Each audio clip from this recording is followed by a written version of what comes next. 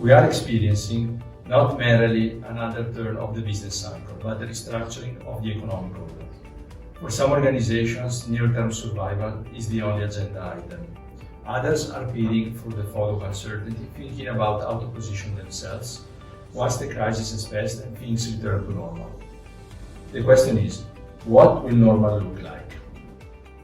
These are words that Ian Davis, a former global managing director of McKinsey & Company, was pronouncing 11 years ago in the middle of the financial crisis. Unfortunately, for different reasons, these words are still applicable today. The pandemic is, first of all, a huge human tragedy. In addition to that, it most likely will lead us into one of the deepest economic recessions that we lived in the last 1 century. Nevertheless, my view is that we should try to look for the positive aspects of this and for the opportunities that this situation is opening up to us. And history teaches us that with all the crises, some opportunities arise. The real big opportunity that I think we have as of today is to start rethinking about the way we live and the way we do business. Specifically for the energy sector, I think we should focus on the big issues of the sector, and the most important stakeholder that we should take into account is probably the environment. Therefore, investments in sustainability and investments in fighting the climate change should be a key driver for the players in the sector. And this could be also a key for the economic recovery during and after this downturn. And I think that this will be important for all the stakeholders of the sector, ranging from utilities to industrial users. Hi, my name is Paul Voss. I'm the Managing Director of Euroheat Power. We're the voice of district heating and cooling in Europe. When I was a kid, my dad used to talk to me all the time about the importance of falling in love with a problem, finding something that would get you out of bed in the morning, give you a reason to go to work, and to fight a little bit harder once you got there. And improbable though it may seem, the problem that's really captured my imagination, at least in my professional life, is heating and cooling, and how we keep our buildings warm and cool in a way that is sustainable, secure, and doesn't cost too much. Now, in normal times, I come to this office every day and I sit and I look outside that window, and while normal people might be admiring the trees or the nice buildings, I get very preoccupied with the chimneys.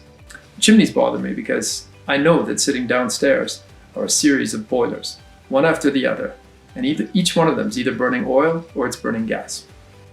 This won't work in the long term. Now, falling in love with a problem means you don't start with a solution. So it's important for me, even in my job as a representative of the district heating sector, not to start from the point of view that district heating and cooling is the answer to every question. But in the cities, where so many of us live and work and play, they do seem to be a particularly appealing option. They pull together talent and resources and people in order that all of these things can become more than the sum of their parts. And this applies to energy as well. One of the most encouraging lessons we've learned over the past few years of talking with researchers and local energy planners and politicians is that most of the time the energy that we need is available locally. District heating and cooling is nothing more than a bridge between local resources and the buildings in which they're needed. It can be biomass or geothermal or solar thermal, or waste heat from industry, data centers, it can even be surplus electricity from the grid. It doesn't matter. The point is we can rely on locally available resources to meet local needs. In 2020, we have some new and exciting challenges in front of us. The first and biggest will be positioning district heating within the European Green Deal. This is a massive political, economic, and technological project designed at reinventing the European energy system, and district heating is going to have an important role to play. Whether it's by helping integrate our energy system by linking together thermal, electric, and gas grids, or by helping create a more efficient, decarbonized building stock. District heating is on the agenda. It's easy to get wrapped up in the day-to-day details of our jobs, thinking about next week, next month, or even next year. But there's a bigger issue in front of us, and that's the next 20, 30 years. Who do we want to be as a sector? What do we want for our industry? What role do we want to play? Last year, the European district heating and cooling industry committed to a full decarbonization of our networks over the next 30 years. It was ambitious, but it was sincere. We need to spend our time now turning it from a vision into a reality. All the assessments that I've seen of the potential for heat networks to play a role in the decarbonized energy system of the future suggest that our role can grow enormously. We have something like 12-13% of the heating and cooling market today. It is perfectly realistic for that to triple in the coming years. I have the privilege of spending a lot of time talking with the people who really make this business happen in real life on the ground every day. And what I sense from them across the board is a commitment to growing, changing, and improving, and to delivering not only what we need as an industry, but what our society and the cities that we serve require from us. I've never been more optimistic than I am today about the future of the district heating and cooling business. From our side, as a technology provider, we renew our full commitment to keep on developing cutting-edge technologies that will enable sustainable investments in the future.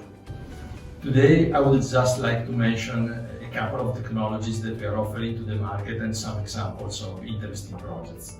The first technology I would like to speak about is the so-called steam and power, which is a high-efficiency, high-temperature cogeneration system running on an organic ranking cycle.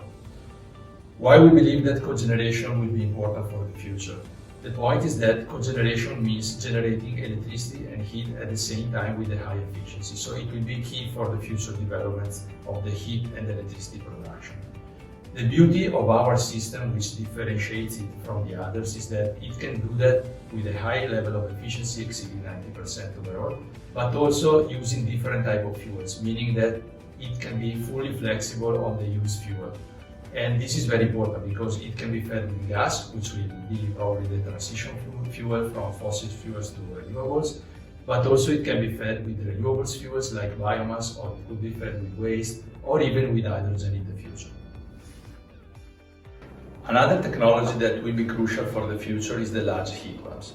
The reason why we believe so is that this is a kind of unique technology that can be used to electrify heat, and so to lead to the consequent decarbonization of the heat production sector. And this can be done through the heat pumps with a high level of efficiency.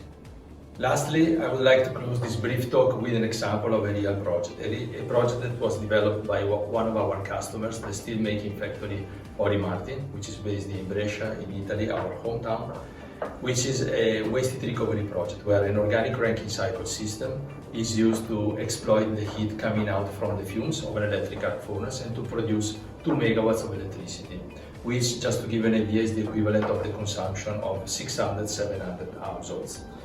This is a very interesting project because it's a way to improve the efficiency of the steelmaking factory and also to create an important impact on the surrounding community producing fuel-free electricity. Moreover, the same customer decided to develop another waste heat recovery project, this time running on a large heat pump, which will recover the heat from a residual stream of heat coming out of the steelmaking process in order to export it as higher grade heat to the local district heating network. And this is also a very interesting project because it's a way to exploit heat that otherwise would be wasted in order to give heat to the district heating for the benefit of the surrounding community. I believe this is a very good example of how a forward-looking entrepreneur can decide to realize projects that are aimed at increasing the efficiency of his own operations, but also at creating value for the other stakeholders, including the environment. So the technology is there, now it's your turn. My view is that each one of us should start thinking about how we can do things differently.